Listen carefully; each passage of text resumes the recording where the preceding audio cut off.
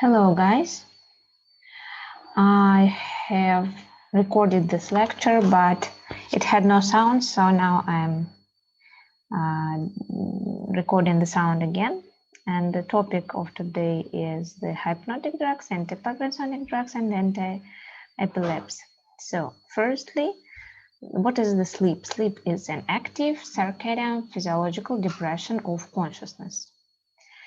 And normally in physiological condition, we have two phases, the slow wave sleep and the rapid eye movement sleep. In the slow wave sleep, we have slow movement of eyeballs, and it has the slow wave in the EEG, electroencephalogram. In the rapid eye movement sleep, we have the fast waves or paradoxal electroencephalogram. Talking about the use of this information in our everyday life, it can be used for you to know how to sleep well. Because, for example, if you wake up during the slow wave sleep, you feel very bad. And if you wake up during the rapid eye movement sleep, you feel alert and fine.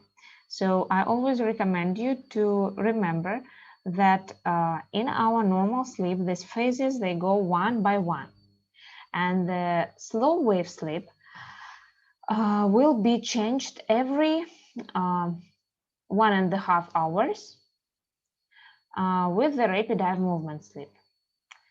So I recommend you to sleep according to that, to that information. If you sleep 1.5 hours, so after this time, in the next 20-30 minutes, you have to wake up, because this waking up in the rapid eye movement sleep will be much better and much easier for you. So this happens during the whole night. And for example, if you have 3 hours to sleep, yes, you have 1.5 hours, then 20-30 minutes of rapid eye movement sleep, then you sleep again 1.5 hours, and only after that you have to set on your alarm clock to wake up. So it will be the best way to wake up alert and enthusiastic. Okay, so let's move on, I think.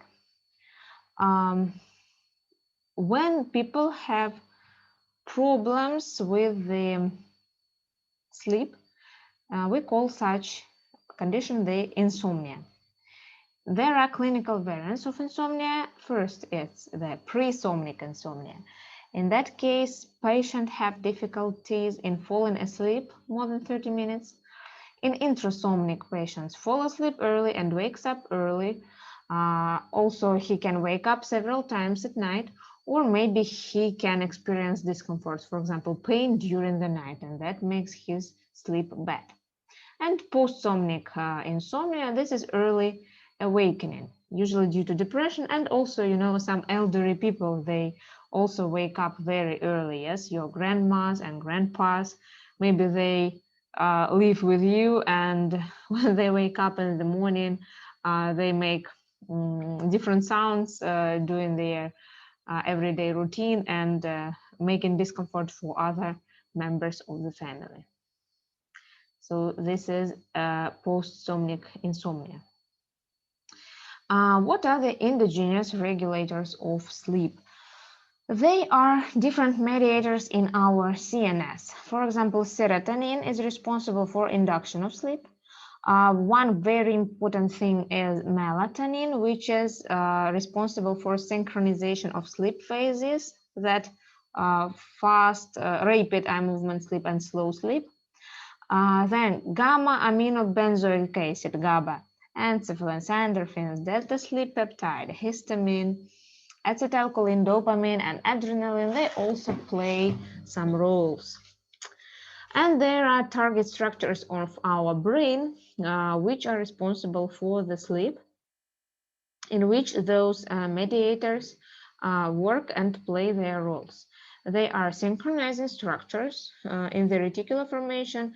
The thalamus, the hypothalamus, they are responsible for inducing sleep.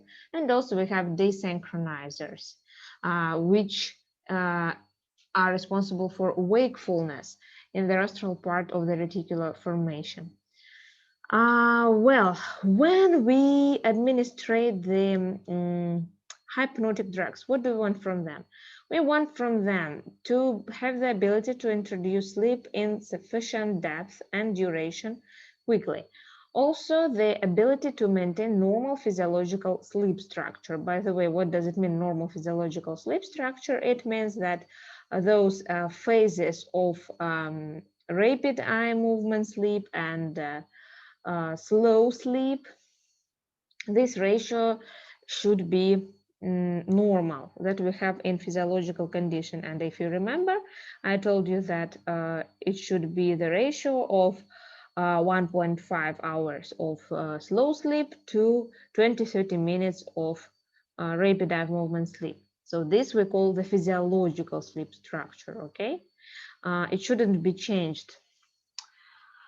Okay, of course, we want less side effects like respiratory and vasomotor center depressions, the lack of after effects, weakness, drowsiness. These are effects which patient can have after he wakes up in the morning when he uses these drugs. The lack of cumulation, if you remember from general pharmacology, this is the accumulation of the drug or effects in the body. And also we want no addiction or drug dependence or habitation.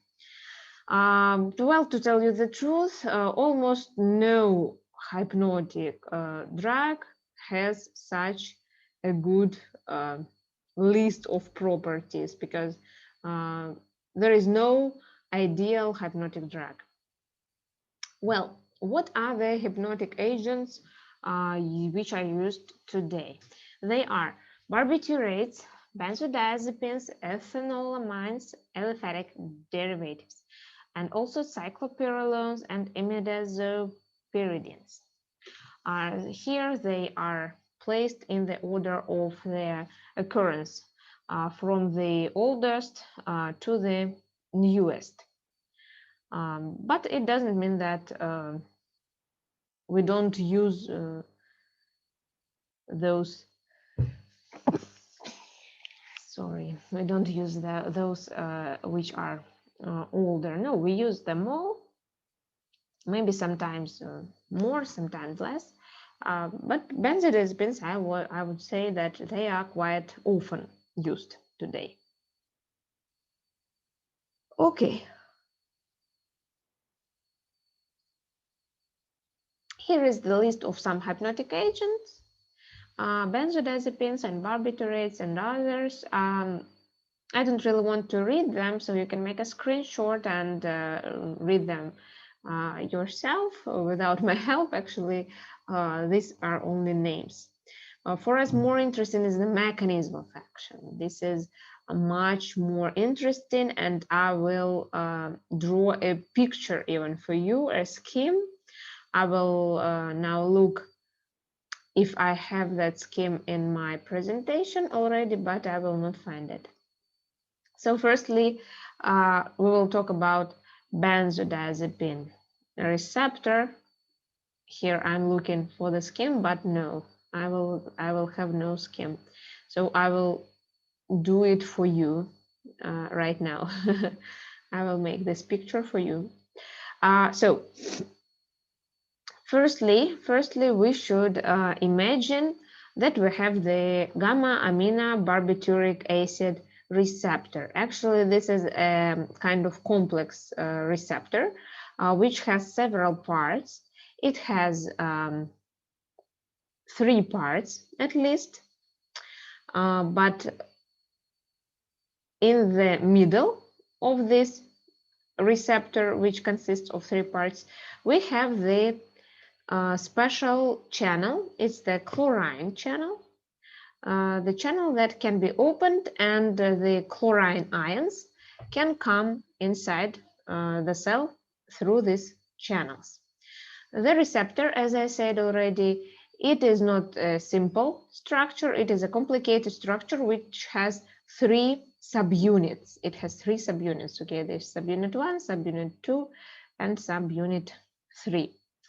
Okay, these are subunits, and this all complex, it's a GABA receptor, gamma aminobarbituric acid receptor. But what are these subunits? Okay, let this be the GABA subunit itself, GABA receptor, GABA A receptor subunit. And these 2 subunits, they are sensitive to the drugs, a benzodiazepine receptor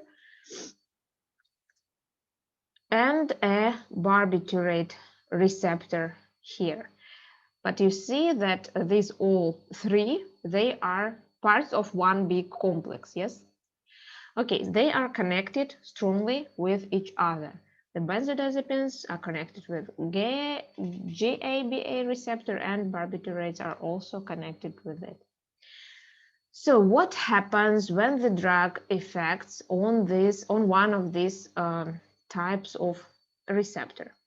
Okay, for example, we have the drug of the benzodiazepine group. Of course, it can bind with benzodiazepine receptor. So we have a drug affecting on benzodiazepine receptor. What it makes?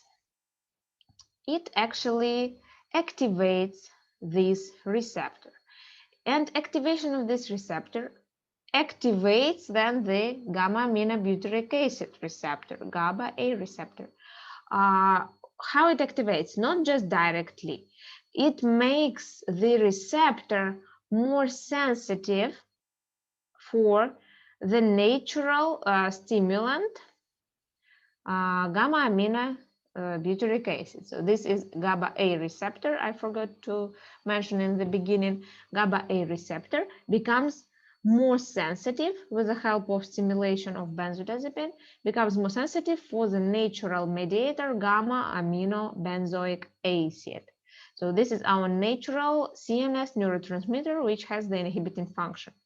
Okay, now your GABA A receptor is much more sensitive to gamma aminobutyric acid. It can bind better and stronger to this receptor. Well, in natural condition, gamma aminobutyric acid, of course, also can bind to this receptor, but with the help of stimulation of benzodiazepine, this binding of gamma aminobutyric acid to its receptor becomes much stronger and maybe longer even. So stronger binding, better binding will lead to better effect of this gamma aminobutyric acid, of course. Well, what happens next? Stimulation of GABA receptor opens the chlorine channel. What does mean open the chlorine channel? Now the chlorine ions from the outer space, from the intracellular space, they can freely go inside the cell through this chlorine channel. Okay, so we will have the chlorine influx to the cell on which it affects. We remember that chlorine has minus charge, and when chlorine goes to inside the cell, we will have more negatively charged ions inside the cell. What does it mean for us? We should remember from the normal physiology that scheme of action potential and rest potential. Yes, if in the rest our cells have potential like -70, for example, yes, so when we have the influx of positive ions, for example sodium, the potential will grow. Видите, it grows. Okay, but when we have the influx of negative ions like chlorine, it goes down because negative charge, so less potential, so our potential comes down, and we call it hyperpolarization. So you see the potential of the membrane becomes hypernegative, much more negative than it could be. Okay, well, this process is hyperpolarization. What does it mean for us? When we have such low action potential, it cannot reach the critical level of depolarization. You remember what is it? Critical level of depolarization. Yes, this is the level of depolarization which should be reached to get the action potential, to have the activation of the cell. But our level, due to influx of chlorine negative ions, for our level action potential is impossible. You see, it is far away, yes, from the line of action potential. So for this cell, action potential is impossible. That means that cell cannot excite.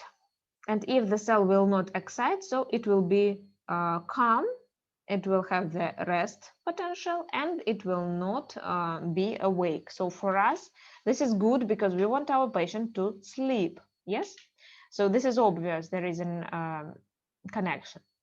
The same happens when we have the drug effecting on barbiturates. Almost the same, because again, barbiturate receptor will be stimulated by the drug, then GABA receptor will be stimulated, become more sensitive to the GABA.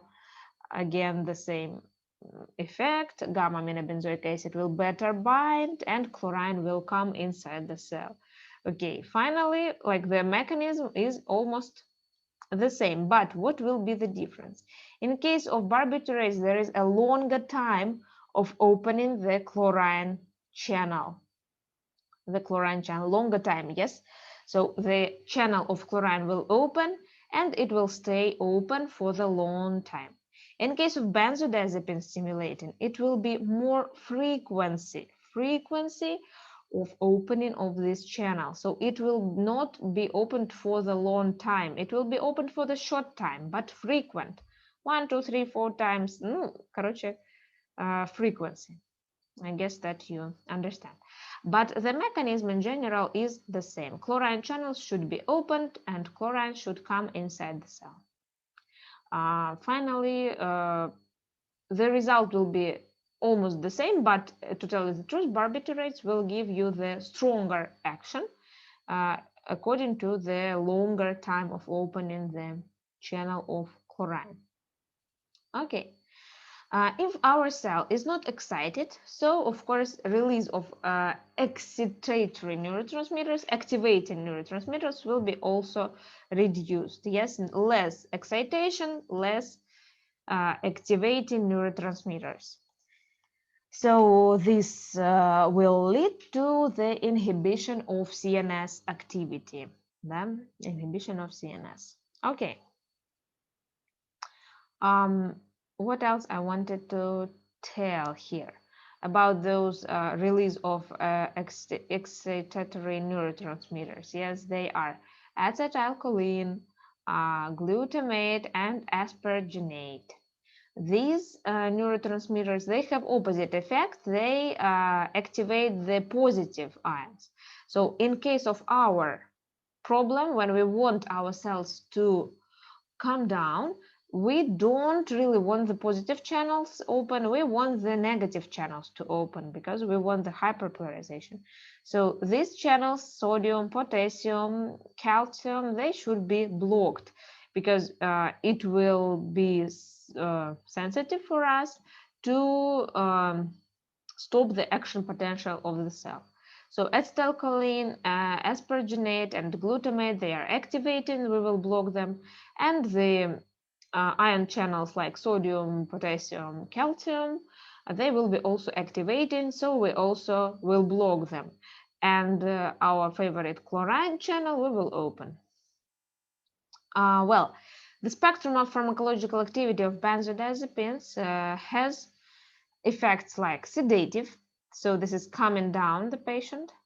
Next, hypnotic, making them sleep. Then anxiolytic, what does it mean? It is when the patient has anxiety, like he's worried about something, or maybe he is afraid about something, so these effects also will be reduced.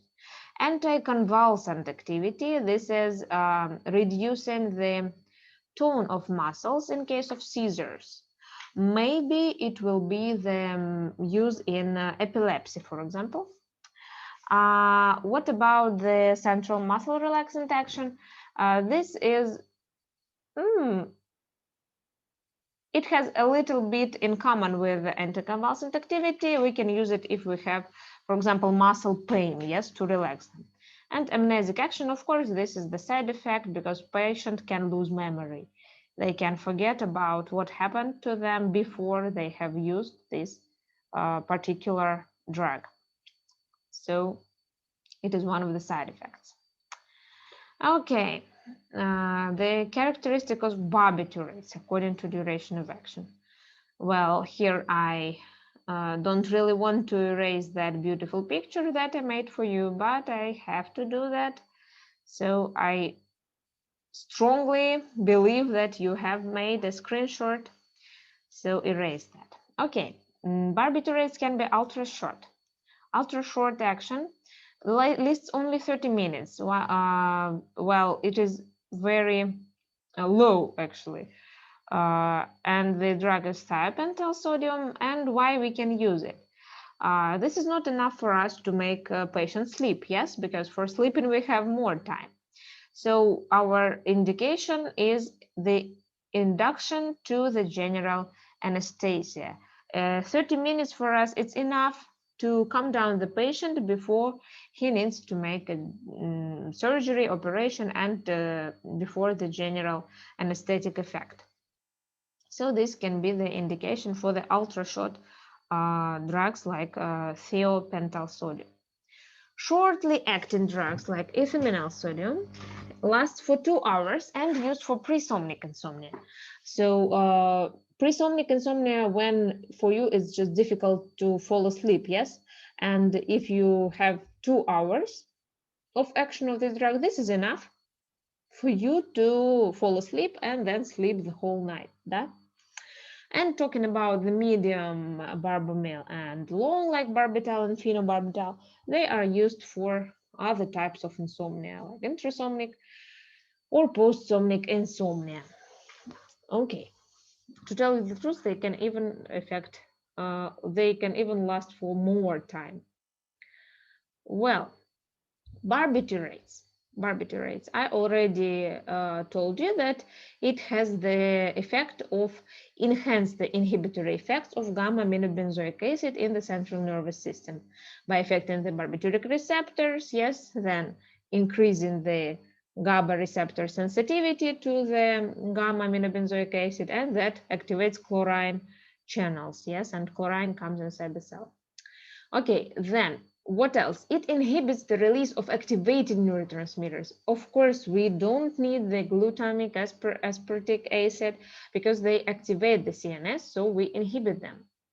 Also, it suppresses the system of wakefulness in the reticular formation of the midbrain, and they inhibit the hypnogen area of the brain, rapid eye movement sleep.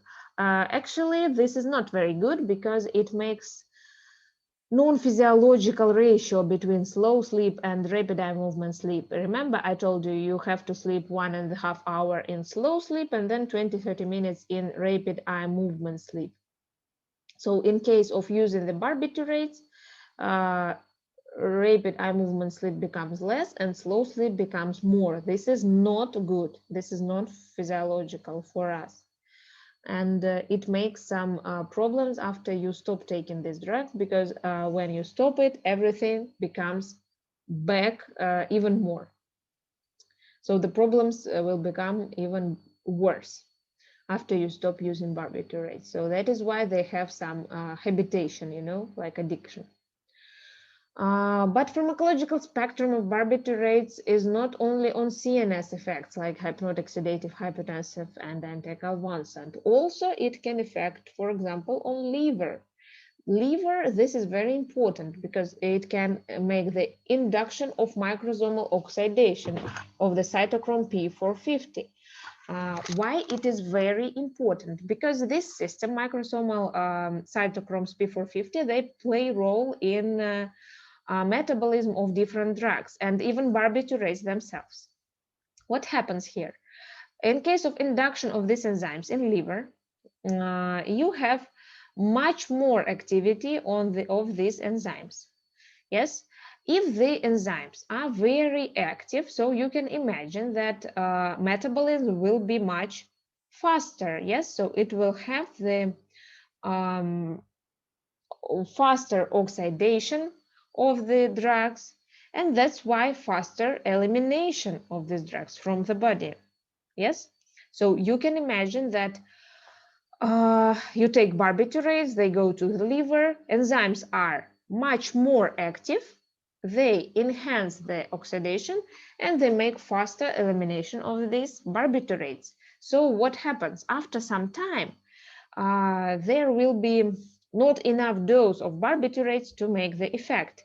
And actually, this makes a problem of tolerance to the barbiturates. And also other drugs which undergo the oxidation by the system, they also can suffer.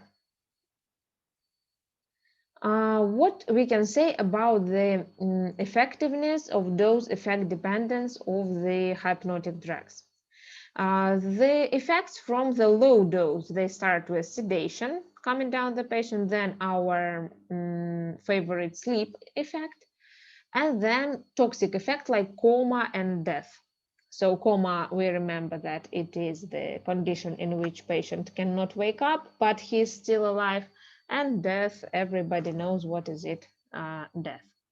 Okay, so due to these graphs, you can see that barbiturates and benzodiazepines, they have different dose effect dependence. Yes, absolutely different. In case of barbiturates, this is much easier to how to say, to overdose the drug that much to lead the toxic doses, to reach the toxic doses. Yes, so you see, the more dose you give, the faster effect grows of the barbiturates. And in case of benzodiazepines, the graph is a little bit different. So you take a normal dose of barbiturates, which gives you sedation, a little bit more, it gives you sleep. Then you overdose like 5 times, you have coma, and overdosing in 10 times can already lead to death of the patient. By the way, this effect was commonly used by suicide committers because taking a lot of barbiturates gives a highly toxic effect. Talking about the benzodiazepines, you see that graph is much more mild. Yes, it's milder. And by increasing the dose 5 times, you only reach the sleeping effect. And then you can increase more and more. And it is quite difficult to reach the coma condition.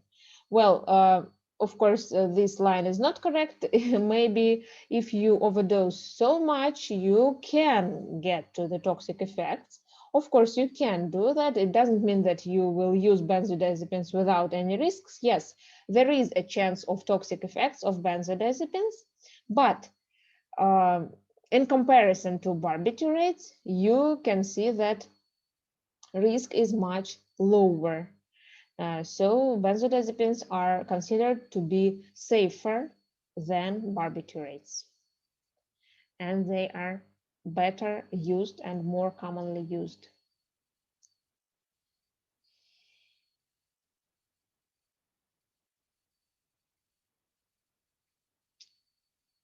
Well, I also wanted to tell you about one more group of the drugs, which is non-benzodiazepine drugs. Non-benzodiazepine, it means that the chemical structure is different. It's not the same. It doesn't have that benzodiazepine rings, and the chemistry of these drugs is different. They can be also called Z drugs, like zolpidem and zopiclone, because their names start with Z. So these drugs are much safer than barbiturates and benzodiazepines but they actually mechanism is the same as in benzodiazepines. They affect the benzodiazepine 1 receptors, one of the subtypes of benzodiazepine receptors, and these drugs have less side effects. They can also stimulate the gamma aminobarbituric acid receptor, which leads to opening of chlorine channels. Again, this hyperpolarization, yes, less action potential in the graph. So patient will sleep, yes, but effects are mild. So patient will sleep, but he will not have coma, he will not have death, he will not have after effects. When he wakes up in the morning, he will be awake, he will not feel weakness and dizziness and so on. And also, what is very important, these drugs, they help to keep the normal ratio of phases of sleep. I mean, slow sleep to rapid eye movement sleep. These two phases of sleep will be normal, 1.5 hours of slow sleep to 20-30 minutes of rapid eye movement sleep. Okay, and the next disease which we are going to talk about is the Parkinson disease. This is the defect of dopaminergic neurons in the basal ganglia and substantia nigra of the midbrain. Okay, we don't actually know why this disease happens, but we can find what happens in this disease. Parkinsonism, this is a pathological condition of the central nervous system accompanied by disorder in extrapyramidal system effects. Extrapyramidal system, it's a structure in the brain which is responsible for the movement of your skeletal muscles, for the control of their smoothness and so on. So what are the symptoms? Rigidity, increased muscle tone, tremor, involuntary trembling, and hypokinesia, stiffness of movements. How we can know that our patient has the Parkinson disease? I'm showing you in the video that he has tremor in his hands. Hands are shaking, head is shaking like that, or maybe like that, but head is shaking all the time. And not only head and hands, maybe the whole time. So shaking is one of the obvious symptoms. What is one more symptom of this is that those patients, they have the hyperactivity of salivary glands. They have a lot of salvia in their mouth, so they have to use the napkins, am I right? Is the things that you can use to remove the extra salvia from your mouth. So this makes quite a big discomfort for their everyday life, and you can find out that those patients have those symptoms very, very often. Okay, so Parkinsonism can also be not just disease. Yes, the Parkinson disease is the initial condition, but also we can have the symptomatic forms of the drug syndrome. What does it mean? It means that sometimes when the patient had no Parkinson disease, but we gave them some drugs which are provoking those dopaminergic pathology, and we can lead to Parkinson syndrome. So when he stops the intake of those drugs, his Parkinsonism stops. We will discuss such drugs in next topic. Ways to restore the balance of mediators in the CNS. So as I told you, we have the problems in dopaminergic process. So what happens in the brain when we have less dopaminergic activity? I can make a picture. I will now make a picture for you with the balance of neurotransmitters in the brain. In our CNS, we should have quite enough activating neurotransmitters and inhibiting neurotransmitters. Why? Because they can make a balance for our body not to be too much excited and not to be too much relaxed. Yes. So in normal condition, we have red activating and blue inhibiting neurotransmitters in the balance. Yes, so we have 3 on the one side, 3 on the other side. This is just a scheme, but you can see that the same amount, more or less same amount, yes, of activating neurotransmitters and inhibiting neurotransmitters. But what happens when we have less inhibiting neurotransmitters? You see, now you don't have the balance, and our situation becomes like that. We have a lot of like heavy activating neurotransmitters and not enough inhibiting neurotransmitters. That's why we have the Parkinson disease. A lot of activation, that's why tremor, that's why rigidity, that's why high muscle tone, and so on. And also activation of the salivary glands. This is also the effect of too much activating neurotransmitters on the background of not enough inhibiting neurotransmitters. Yeah? So dopamine in this case, I mean directly in movement of the muscles, play the role of inhibition.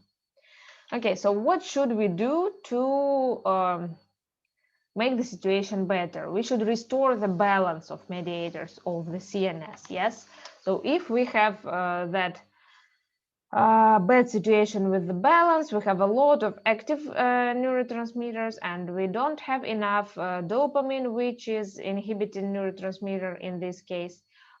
So I cannot move those pictures, so I will now draw the new one. So we have a lot of activating neurotransmitters and we have less dopamine, which we should restore actually to stop our Parkinsonism symptoms. I cannot erase those blue and red. Okay, what should we do? We can take the drugs like amplification of dopaminergic process. You see, if I put more dopamine in this side, it will be better because it will make again the balance, 2 on the one side, 2 on the other side. And for that directly we have those drugs like levodopa, Necom, and Medopar, which will directly provide the more amount of dopamine. Also, we can decrease the inactivation of dopamine by inhibition of MAOB. What is it, MAOB? This is the enzyme. It's the enzyme which normally, I mean physiologically, is responsible for the breaking down the dopamine. Yes, our natural dopamine. So if I use the silagilin drug, I block this enzyme, so it will not break down the dopamine, and that's why dopamine will increase. So again, on this place, this blue dopamine will increase. Yes, again, our balance will be restored by this help. Okay, this is our variants how to increase the level of dopamine. What else can we do here? We can enhance the dopamine release and inhibition of the dopamine reuptake with the help of the drug amantadine. If in the previous slide we reduce the breaking down of dopamine by silagilin, so now we can also increase the release of dopamine by amantadine. Now I will draw the picture of the neuron in which we can see what is it release and what is it reuptake of dopamine. So if this is a neuron, this is a vesicle with dopamine inside, yes. So dopamine can go out and accumulate here, and also it can come back. Yes, this is reuptake.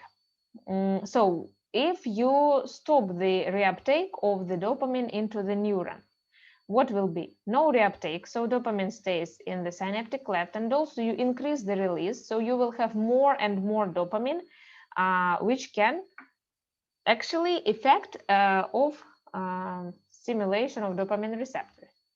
And also we block NMDA receptors. Why? Because NMDA, they are red ones. Yes, they are on the other hand, they are activating neurotransmitters, so we want to block them to have less effects here on this place. Because NMDA, this is an activated neurotransmitter. So dopamine we will enhance, dopamine we will stimulate, and NMDA and methyl D-aspartate receptors we will stop. So you see, again, we have the balance between the dopamine and activated neurotransmitters. So this is amantadine effect. Okay, what else? We have also direct stimulating of D2 dopamine receptors. Yes, what does it mean? It means that actually, like in true situation, there will be no more dopamine in the brain, but it will be like a simulated activation of dopamine receptors, because the drug will play role of dopamine for the CNS of our patient, like he has more dopamine. But this is not dopamine, this is bromocreptin. But it doesn't matter for our brain. The brain has activation of receptors, so the brain feels like it is okay. Okay, I have the balance. And one more effect, blocking the central choline receptors. Acetylcholine is on this side, so it is an activation. So we want to block it to, again, reduce the amount of activating neurotransmitters. And trigexiphenidil or cyclodol will help in this situation. So now we will go to the next disease, epilepsy. Epilepsy, this is an interesting chronic progressive disease with recurrent seizures, which are accompanied by motor, vegetative, and mental disorders. Actually, we don't know why epilepsy happens, but we have a theory. We have a theory which tells us that in the brain there is a group, like an area, the group of pathological neurons. What is pathological about those neurons? They have pathologically high permeability.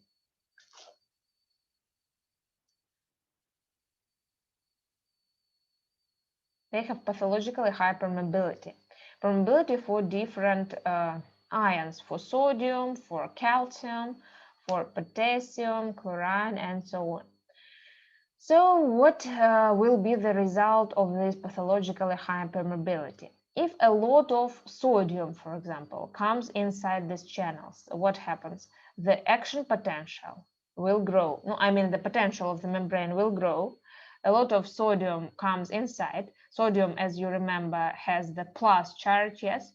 So the pathologically highly permeable membrane lets a lot of sodium inside, and not only sodium, calcium, also potassium can be, and this all leads to action potential.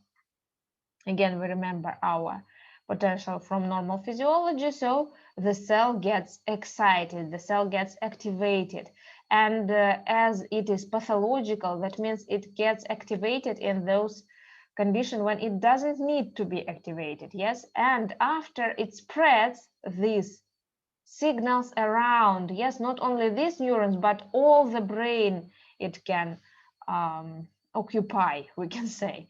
Yes, it spreads around and gives this excitation to the cells which are surrounding. So the surrounding areas will also be activated, they will also have action potential, and this spreading of the excitation will lead to epilepsy.